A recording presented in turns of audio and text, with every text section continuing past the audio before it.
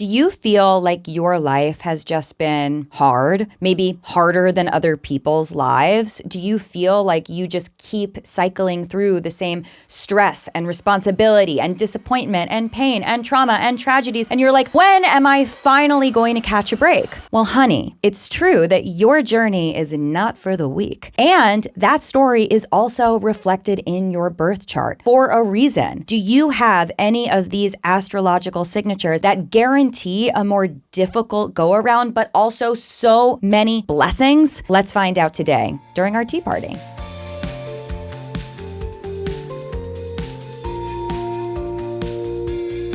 Hello, and welcome to AstroloTea with Aliza Kelly.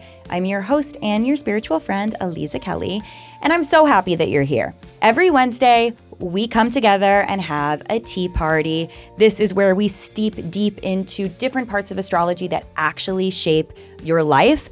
And then on Mondays, I have your horoscope, I have tarot pulls, I have journal prompts, everything that you need to get you set up for the week ahead so that you're not scared, you're prepared. Now, before we get into today's episode, I just want to say thank you. Thank you so much for tuning in and for supporting this podcast, AstroloTea with Aliza Kelly. If you're new here, you should know that AstroloTea is a baby.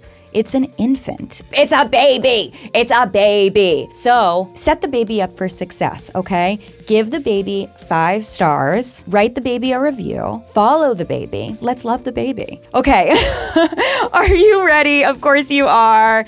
Let's stop talking about babies and start sipping some tea.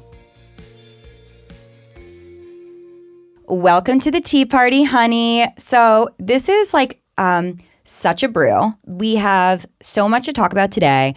And I know that we are just getting like situated into Gemini season, which is supposed to be like fun and flirty. But maybe this is like from the challenges in my chart to yours. We can't have that much fun without remembering that life is hard. You know the vibe. It's like, yeah, this is all like great and cool and we love the happy hours and the al fresco, but hold on. Let's be serious here.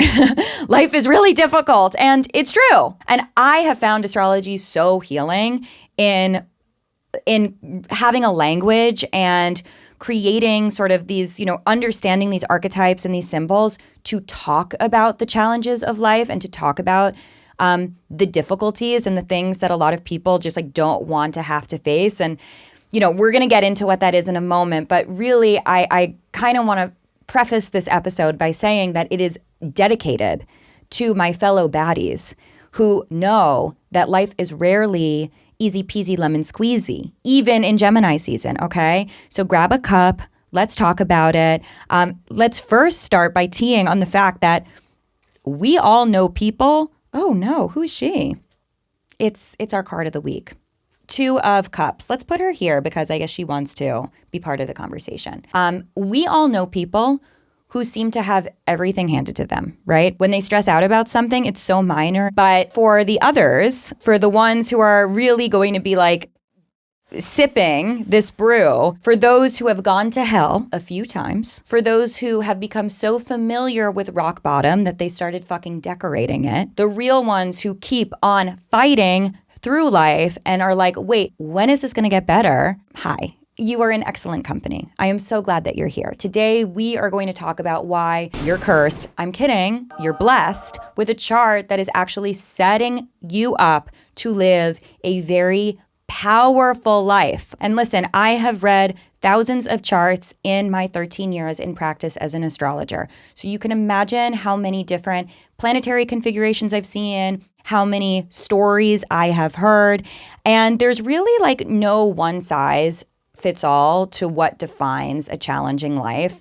For some people, it's growing up with a sick parent. For some people, it's growing up with parents that were fighting all the time. For some people, it's moving a lot. For some people, it's financial instability. For other people, it's having a physical disability or an invisible disability. For some people, it's being in an oppressed or a marginalized community. And for other people, it's being bullied a lot as a kid. For other people, it was an accident or a tragedy or something very acute that happened happen that change their reality. And then other times it's literally like undefinable, right? It's just this ineffable feeling of being different, of things being hard, of being out of sync with the rest of the world. It's just this sort of cloud that shows up in your life that no matter what is going on, you're like, I just feel like things are heavier for me. And I am not in the business of ranking or creating some sort of a hierarchy of our pain or our suffering or our lived experience. For me, it's like,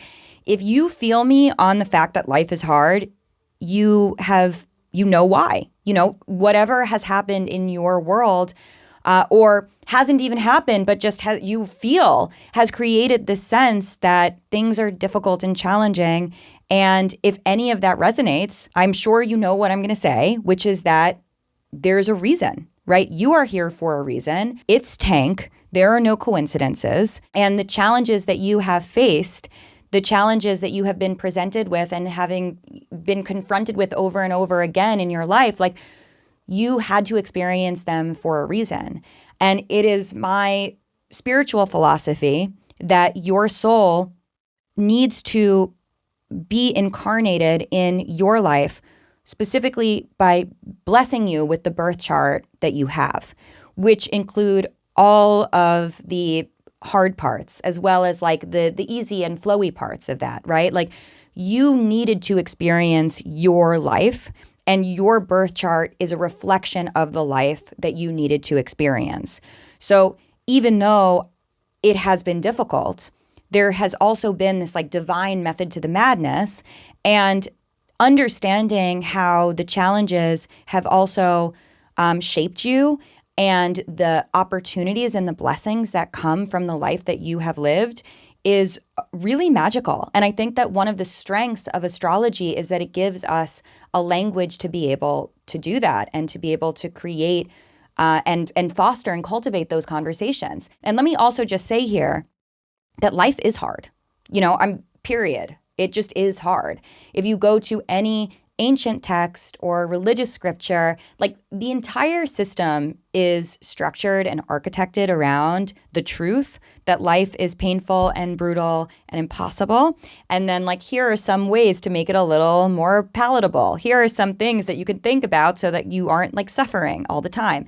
Literally, the yogic scriptures are all about how you can stay neutral in the ups and downs of life. And that is ultimately what you're trying to transcend, because the roller coaster itself is so brutal and painful. And I want to share something personal with you. No pity party needed. I'm going to tell you that we're going to talk about 5 placements that I see every single time in a birth chart. I know that person is like, is a brave motherfucker. I know they're strong because they have these things in their chart. I think I have all of them in mine, truly. Like the first time that I saw my birth chart, I started sobbing because I knew enough about astrology at that point to know that my chart was really scary and it was really intense. But that's maybe why it became my mission to make even the difficult things in a birth chart a little less terrifying, because if they're in your chart, they're in your life. You already know them. You've already lived them. You've already experienced them. So how can we take those placements and figure out how to reach the highest vibrations of those and unlock the potential so that your life can move from something that you feel is like constantly beating you down into something that you feel pulverized and uplifted by, that you can take all of those pieces and be like, wait, I can do anything because I have lived through what I have lived through. Nothing is actually hard or scary. Like I can handle anything that life throws at me because I have been thrown all of these things in my life. If you relate to that, if you're someone who is like, yeah, I have lived a hard life, I have hard things in my chart, or maybe I have hard things in your chart, like you're about to find out. Trust me when I say that it is not something that you need to feel cursed by. It is not something that you need to feel is going to be this like constant and chronic weight that you need to carry. It is something that you can figure out how to work with and integrate in your life in a way that keeps you healthy and happy and joyful. And then you're going to have a fucking great Gemini season for it. Okay. So if you feel me, honey, buckle up, but also relax because you're in great hands. You can relax here. I'm an excellent driver. I know exactly where we need to go. First up, let's talk about Capricorn placements. First up, if you have a Capricorn sun, a Capricorn moon, or a Capricorn rising, hello, welcome in. You are placement number 1 that we are going to be talking about. This is for you. This brew is for you. Now listen, Capricorn, the 10th sign of the zodiac, the final earth sign, is ruled by Saturn, the planet of time and responsibility and consequences. So when Capricorn is in your chart in this very prominent way in your big 3, you are someone who has to embody the Saturnian experience, okay? You are absolutely someone who feels the pressure to be competent, to be composed, to be capable in ways that make you feel like you can never slip up. You can never ask for help. You have the weight of the world on your shoulders. It's giving Charles Atlas. Childhood for you probably includes some level of serious expectation. Sometimes it was explicit, sometimes it was unspoken. You had to be the responsible one. It's giving eldest daughter, whether or not you even were the eldest daughter. But a Capricorn sun, moon, and rising who's also the eldest daughter, like, I cannot. This placement, the sun, moon, or rising in Capricorn, can feel really isolating, okay? Because Capricorn energy is in and of itself self-contained. And when we think about Saturn as a planet, like it is contained within its rings, right? It's about restriction and boundaries and containment and sort of like being on its own.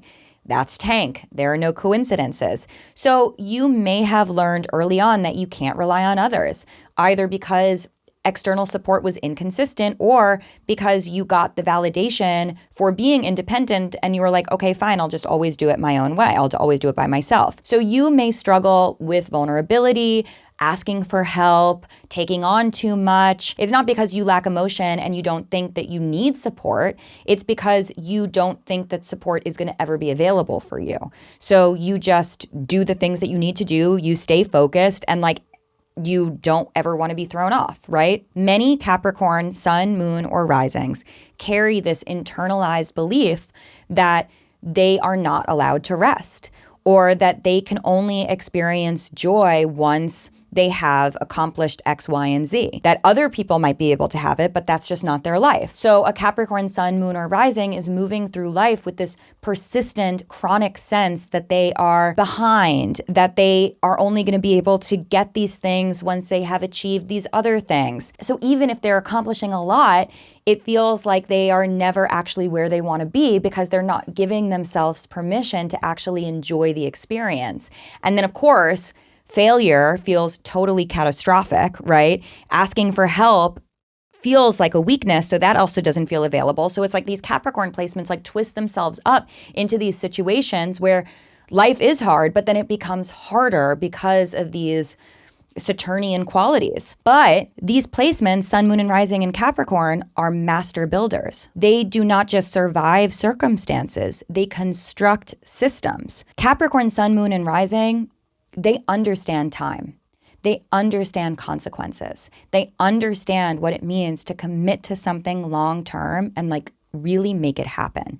So over time, Capricorn in the big 3 develops a sense of authority that can only be earned through time itself, right? And through experiences and through learning how to do things the hard way. So as someone with these placements mature, something does begin to shift. That same Saturnian pressure that felt really, really heavy when they were younger ultimately becomes this sort of like engine behind them, this force. Because they begin to recognize that like, yeah, life is hard. And what? You know what I mean? Like life is hard, so I can do hard things. Life is hard, so I can keep fighting. I can keep going. They begin to recognize that that pacing has actually always been in their favor because their lives were structured differently. Their lives were structured to be intentionally present with whatever challenges were coming at them. So Capricorn placements, because of this, fun fact, actually age in reverse. Seriously, Capricorn placements have this Benjamin Button thing going on. They get hotter and hotter as they get older. And it's a fact. It's science. It's Jane Fonda. It's Michelle Obama. It's Dolly Parton. Maybe it's Noah Kahan. I don't know. I would even throw myself in the mix as a Capricorn rising because I am getting hotter and hotter every single year. So there you go. That's science. That's data. So if you have Capricorn in your big three, maybe somewhat ironically, consider yourself lucky, baby, because you get better and more equipped for life as you live it, and you get hotter. So that's a sleigh. It's all up from here. Coming up next, we have 4 more placements that are so tough and so sticky and so prickly that if you got them, well, flaunt them. We'll be right back after this quick break. Welcome back. This is a very, very important tea party today because we are steeping into some of the hardest, most stressful placements in a birth chart. I am not kidding, but this episode is not designed to stress you out. It's actually here to help you feel seen. So let's go and see our next group of baddies. Let's welcome them in. Our next friends, ready for a pour, ready for a sip, ready for a sleigh, are our friends with strong Saturn energy. Our strong Saturn energy friends, stand up. And when I say strong Saturn, I mean, when you look at your birth chart, if you see Saturn in a very significant position, maybe it's on your ascendant, maybe it's on your midheaven, your descendant, your IC, these are the angles, 9 o'clock, 6 o'clock, 3 o'clock, 12 o'clock. Remember, we have a whole episode on the houses. So if you want to know more about these placements in a chart and why they are so significant and why they matter, definitely check that episode out. Another indication of a strong Saturn in a birth chart is if Saturn is making an aspect, a strong aspect to a personal placement in your chart. So that's the Sun, Moon, Mercury, Venus, or Mars. Hello, if that is you, welcome, welcome. Take my hand. Let's talk. Now, things do not happen quickly for Saturn people. At least it definitely does not feel that way. Even if you are doing everything right, your progress is going to feel really slow. And meanwhile, you're watching people like skip steps, make mistakes, take shortcuts, somehow land on their feet every time, get the promotion, get married, like do everything. And you're like, what the fuck? Why is it so hard for me? That's the Saturn experience. And that's not all. Saturn also means that you need to grow up really fast. Emotionally, mentally, sometimes like literally, you have felt like you are always older than your peers or more serious or more aware of the consequences of life. There's this deep internal pressure to hit these achievements and these milestones, to not mess up, to be responsible, because somewhere along the line, you felt like you needed to earn a life that was mature enough to match how you feel on the inside. And obviously, because of this, strong Saturn people have very, very loud inner critics because Saturn people are very Saturnian on themselves. They're very hard on themselves. So you may struggle with comparison. You may struggle with feeling like watching other people live the life that you want to live and being like, when is this going to happen for me? And that makes you feel very stressed out, and it sort of intensifies the issue. If we think about the mythology of all of this, it's embedded in the Saturn archetype. We've talked about Saturn a little bit, but like as a reminder, Saturn went cuckoo and literally ate his children because he was so scared that they were going to overthrow him. This idea of people surpassing a Saturnian energy or achieving things that the Saturn person wants to achieve is like an ongoing mythological narrative. And it sucks. It's a horrible way to feel. But Saturn isn't here to just make you feel jealous and envious and like you want to eat your children. You can figure out how to make Saturn work for you by recognizing that Saturn has so many important strengths. Okay, so I'm going to tell you a few ways to work with your Saturn rather than to be worked up by your Saturn. Okay, number one is you got to stop rushing. Your pace is actually protection for you. People who experience massive overnight success often find themselves in very precarious places because in order to achieve amazing things, you need to know how it works. You need to know how your industry works. You need to know how the timing works. You need to know what your comfort levels are. You need to know what a good deal is, what a bad deal is. You need to know what happens when things don't go according to plan. You need to have the experience to understand like the system. You need to know what you want in a partner. Because yeah, this isn't just about the professional pursuits. It's also about your romantic pursuits. Really anything in your life. Time is a teacher. Time is your friend. Time is literally a guardian angel, and it is only through time that you can really understand how you can get where you want to go. Also, with this placement, it's important to understand the difference between discipline and self-punishment, because Saturn is about discipline, right? And when you're disciplined, you are caring for your future self, but when you are punishing yourself, you are trying to control the outcome because you are being literally dragged around by your fears, right? And when you're dragged around by your fears, AKA Saturn eating his children, that's going to feel horrible. And you're going to feel like you are out of control, right? But if you're motivated by your own self-respect, that discipline, that steadiness, that unwavering focus that you have as a Saturn-ruled person is going to open a lot of doors. And also, I just want to say, for the Saturn people out there, you need to give yourself as many standing ovations as possible, okay? Literally, standing ovations left and right. Saturn people minimize their accomplishments and achievements because they are so focused on what's next, but Saturn wants you to acknowledge it, okay? Saturn wants you to praise yourself, celebrate those W's, okay? No, Saturn placements are not here for instant gratification. No, they are not.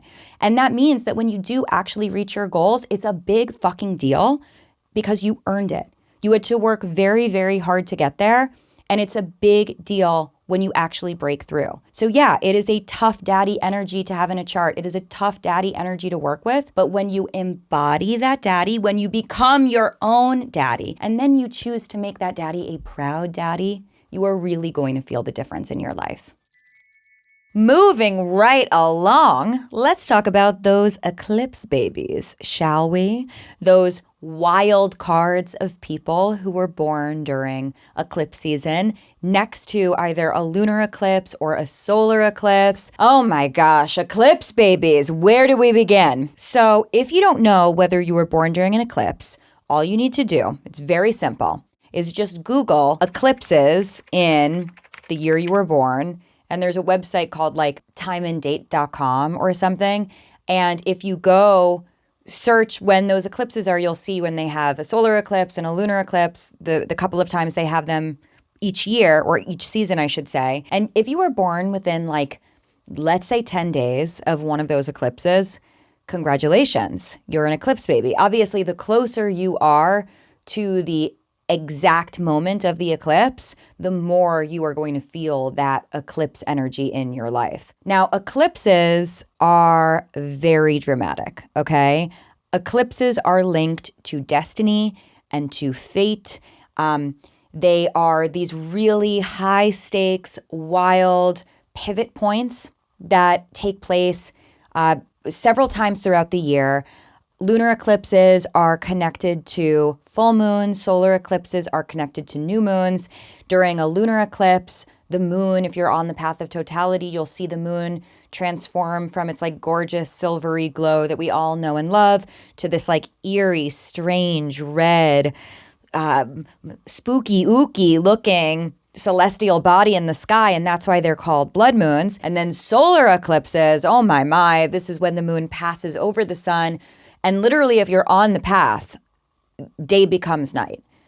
It's so wild. Like the sky goes dark, the birds start chirping. It completely changes the essence of daytime and of our experience. Eclipses are inherently dramatic. I mean, that is literally like why they are so powerful. And if we think about our ancient ancestors who were really superstitious about eclipses, it is le drama of the eclipses that is part of why we as humans are so rattled by them.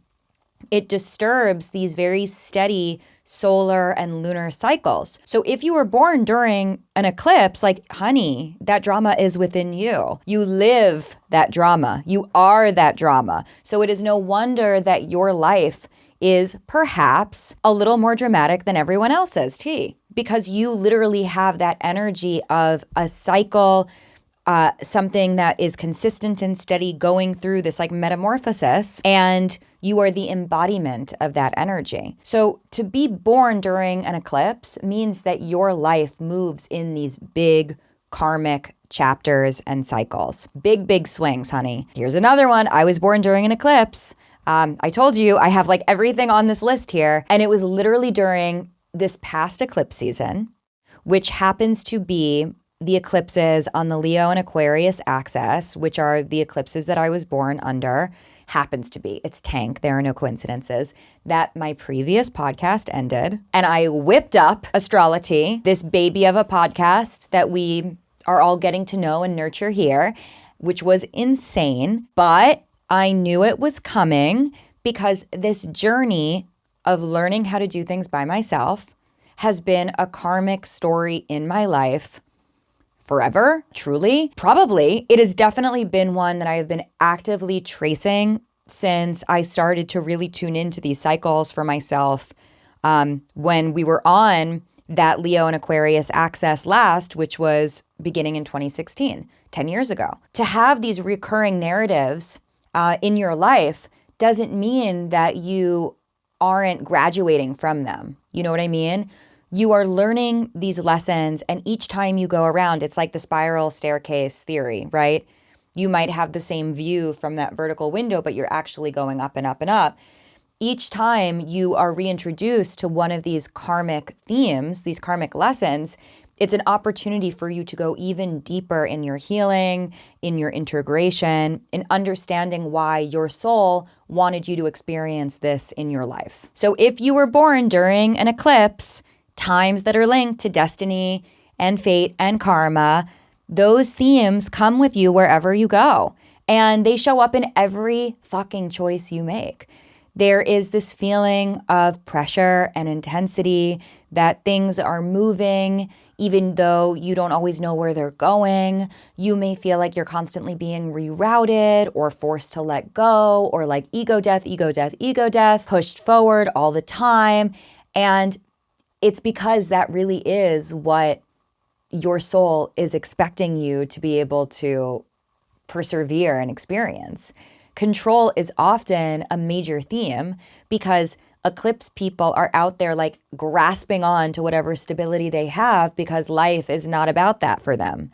And eclipse babies may feel like they are always trying to get ahead of it, plan or predict or like lock things down, and then only to find that the universe is like, mwahaha, you silly head. Here's the rug. Watch your feet. I've pulled it out. And obviously this can feel very exhausting and unfair. But my friend, eclipse energy isn't about living in disarray for no reason. It's really about finding your acceleration. So if you were born during an eclipse, here are 3 things I really want you to remember. Number 1, stop fighting the endings, okay? Eclipses are defined by the moments of release. It's the tension and the buildup and then letting go and seeing the sun again, seeing the moon again, like returning to normal after something weird happened. So when we drag out that ending, it only accentuates the pain and the suffering around it. And waiting for someone to be like, that's it, we're done, also exacerbates it, okay? If you were born during an eclipse, you are really supposed to be the one who is walking away, who's saying no, and who is finding the courage to step away from things that you know are no longer serving you. Number 2, learn to trust the timing, okay? Your life is not about long-term certainty. As much as I might want you to have a 5-year plan and you might want you to have a 5-year plan, the energy of being born during an eclipse is more about building a life based on these different chapters and themes that you are being presented with at these like very important intervals. You know, you're going to be back in your eclipse cycle every 9 years. So every 9 years, every 9 to 11 years, there's going to be like major rerouting and swings happening. And you don't need to really know where that journey is going to take you forever, right? You just need to know your next move. Be very, very honest with yourself. Be very present as much as you can, and start to chip away at the bigger picture as you make sense of what these bigger defining narratives are and how they stitch together ultimately what becomes your life. And then number 3, honor the fact that your life is meant to transform you. You are not here to live a small life. No, you're not. You are here to evolve. So once you stop measuring yourself against people with, dare I say, like more boring lives, slower, steadier paths, then you can stop feeling like there's something wrong with you. And you can start actually embracing the fact that like, oh my God, destiny is embedded in your life story. That's kind of tea. Eclipse placements, eclipse babies don't have easy goes, right?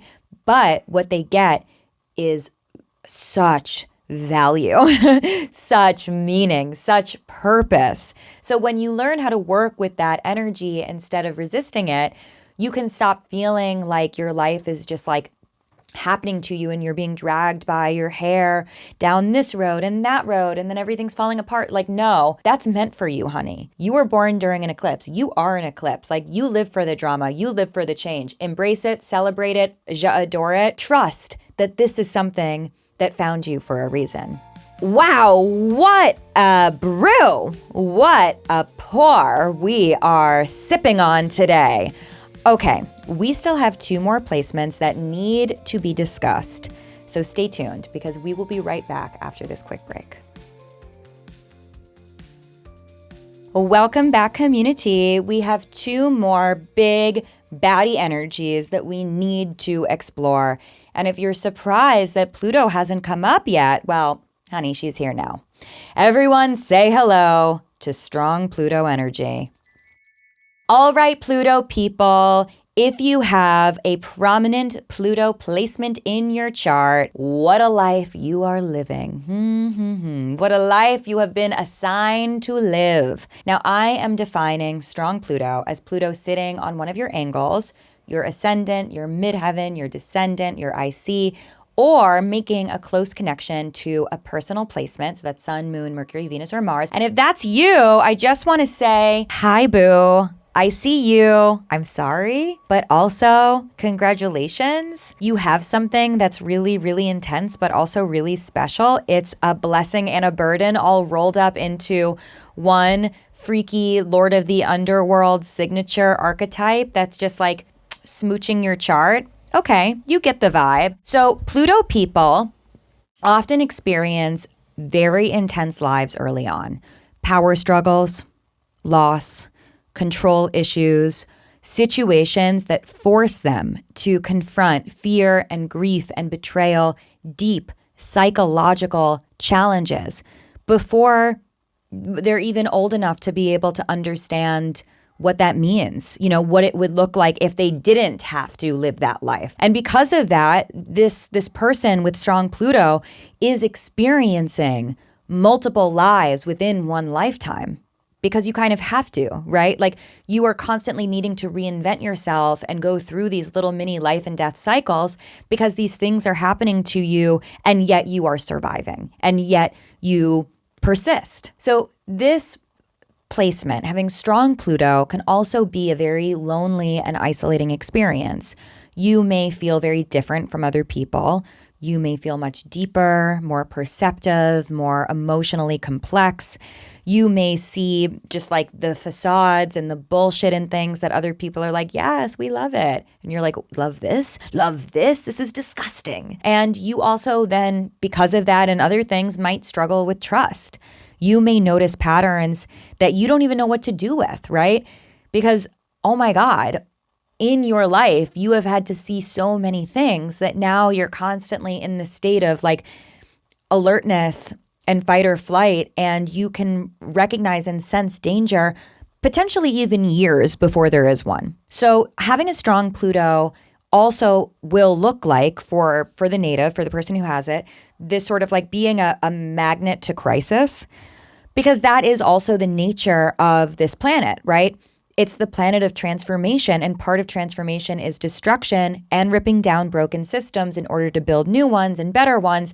And in order to reach that level of intensity, you sort of have to be in a crisis state, right? Things have to die in order for something else to be born, and then something else has to die again, and then something else has to be born again, over and over and over. Pluto is the phoenix rising from the ashes. It's Ben Affleck's tattoo on his back, who also, by the way, Ben Affleck has very strong Pluto, and he is a Scorpio moon. And if that's you too, if you are Ben Affleck with a cigarette, Ben Affleck with a phoenix rising from the ashes tattoo on your back, that's all of us, right? We are the phoenix here. Pluto is the planet of deep, deep truth and deep power and deep regeneration.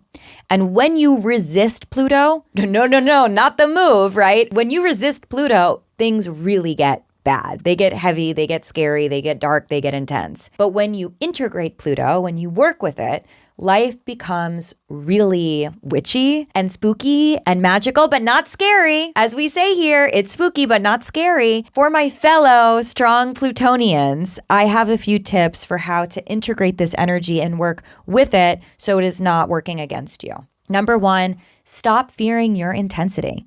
You are not too much. You are not too dramatic. You are not too perceptive. You are not too psychic. You are not too emotional. When you try to dilute yourself to make others comfortable or to make other people find you more palatable, those Plutonian qualities are really going to turn inward and become very self-destructive, because it's like, you're not listening. Spooky. Pluto is actually very much mob boss energy, okay?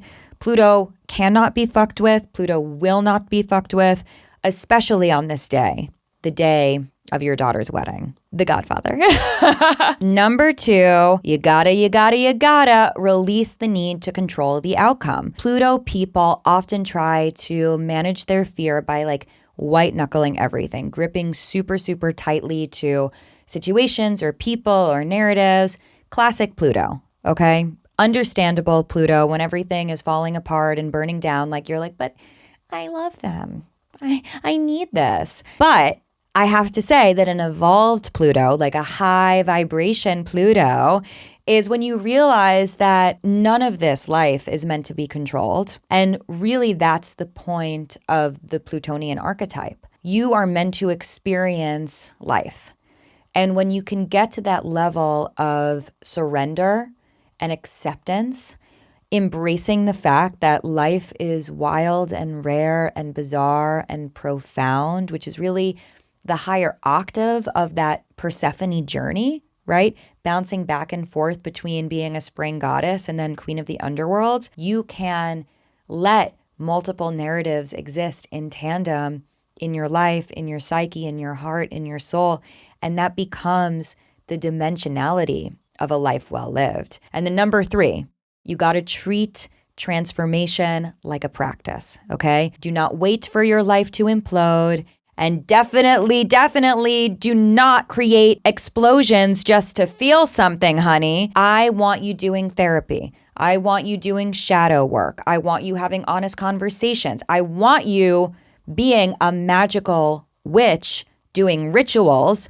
I also would love for you to be a creative. I would love for you to have an artistic practice, because these are the ways for you to process the intensity of your life and also feel a deep connection to your own power and depth and magic. Pluto people are alchemists, period. You can take pain and turn it into power. You can take loss and turn it into opportunities, into birth, into new output. You can take fear and whip it up into bravery like no one else can.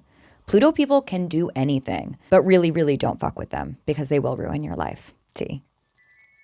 And last, but certainly not least, let us get into placement number 5 that defines a tough chart, a hard life, but also so much magic and healing and power. You know it. You love it. It's Chiron. My friends with strong Chiron energy, hello. I'm so glad that you're here. If Chiron is sitting on one of your angles, an ascendant, a midheaven, a descendant, or your IC, or if it's making a strong aspect to Sun, Moon, Mercury, Venus, or Mars, your personal placements, that Chiron comes with a very specific story attached to it. And that story predates even your consciousness. It's the story of feeling like there is this wound within you that no matter what you try to do, it is never going to be solderized. It is never going to heal. It is always going to be something that is tender and raw and perhaps open and ever present in your reality. Now, Chiron is a comet that represents our deepest wounds. And when we think about our deepest wounds, most of the time, these wounds are inherited. These wounds are passed down. These are not necessarily like acute happenings. These are chronic feelings that develop, probably through the way that your many generations have experienced the world, but also that you experienced in such formative years of your life that you can't separate identity from them. And I also think it's interesting that I have seen Chiron often conjunct the ascendant or next to the sun to indicate that somebody does have some sort of like a physical challenge or a disability that has been difficult for them to navigate. So in these instances, Chiron actually is a physical wound too, and often a congenital wound or a genetic wound, right? Something that is integral to that person and to their sense of self. And, Chiron wounds broadly are very personal. And with the exception of something that is visible, the Chiron story often is going to manifest in more insidious or less obvious ways. And part of the Chiron story could also be this feeling of needing to hide or try to bury that wound because you're afraid that it's going to be discovered, that someone is going to see it, and then they're going to call you out and they're going to know that you have this like vulnerable spot, right? So Chiron can show up as struggles with confidence or self-worth, feelings of being misunderstood, feelings of not being able to express yourself or not be able to get something done that you really want to achieve. And I often see Chiron origins through experiences where someone was bullied as a kid, or they were emotionally unsupported, or they were really, really desperate for a type of acknowledgement or validation that just wasn't available to them. And because that wound doesn't ever heal, that's the nature of it, that's even in the mythology, Chiron never heals from his wound. It can feel like every time something hits that spot, hits that bruise, like you're back to square one and that you are right back into the most painful and vulnerable memories of your entire life. And I've got to say, this is not wrong. This is all actually exactly how Chiron shows up and manifests and does its thing. Chiron is about the recognition of a permanent wound and the process of integrating it, accepting it, finding compassion and love for it in a way that is going to make you a more empathetic and kind and generous person. This placement gives you a very deep and very intimate understanding of pain and of struggles and of challenges. You know what it feels like to go through something hard. You know what it feels like to be hurt. And this gives you such a powerful, gorgeous, compassionate, empathetic, really deep awareness of others and the world and emotional intelligence, that it becomes really one of like your defining parts of your personality. People recognize that you are so accepting and so loving and so supportive because you can see the pain. I mean, it's like it is this Two of Cups energy. It's like you can see pain, so you also know how to hold other people's pain. Chiron, as the wounded warrior, is also the wounded healer. So this placement often indicates that someone who has a strong Chiron is going to become a guide or a teacher or a healer or an artist or an advocate or an astrologer. Not because they even like wanted to necessarily, but because their lived experience gives them credibility and this understanding and connection to that particular expression of humanity. Chiron people are not theoretically connected. They really get it. They embody it. They understand it. So here are a few suggestions for working with Chiron if you have a prominent Chiron in your chart. Number one, stop trying to get over it. You're not going to. You can't. Chiron does not respond to bypassing or toxic positivity. Blech. The wound will not disappear, but your relationship to that wound can change and grow and mature, and your relationship to the wound can heal. So when you stop treating that bruise and that sensitivity as a flaw and start acknowledging it as information and part of what makes you beautiful and special, then that Chiron feels really seen and recognized and appreciated. And number two, let your pain become purposeful. Chiron activates when you support others through the tough stuff that you have lived. And that doesn't mean that you should be like constantly, throwing a pity party or martyring yourself or like reminding everyone of like, oh my gosh, woe is me and woe is you. And like, let's all be sad together. It actually means allowing your experiences to inform your work and your boundaries and your compassion and building from that place so that you can continue to expand your life beyond the wound itself. And number three, I invite you to build lots and lots of self-trust while also letting down your armor. Chiron people protect themselves. They build very strong armor to hide the parts of themselves that they don't want others to see or that they just don't want to be hurt again. But healing happens when you start to be more discerning about the types of relationships and connections and narratives and interactions that you have in your life, not from putting up walls. We don't like walls. You know that we don't like walls. We want an open floor concept life. Open plan, floor, concept life, open floor concept. Do you want the house tour? We have a whole episode on the houses, so you're not going to want to miss that. My friends, what do you think? What resonated? What did you learn? What breakthroughs did you have? Do you have any of these placements? Let me know in those 5-star reviews. Let me know in your comments. And of course, be sure to tell your friends about AstroloTea with Aliza Kelly. It makes such a difference for our little baby podcast, and it really helps us build community. I'll be back on Monday with your weekly brew OBS that includes your horoscope. Join me always wherever. You know where to find me: Apple, YouTube, Spotify. See you soon, my loves.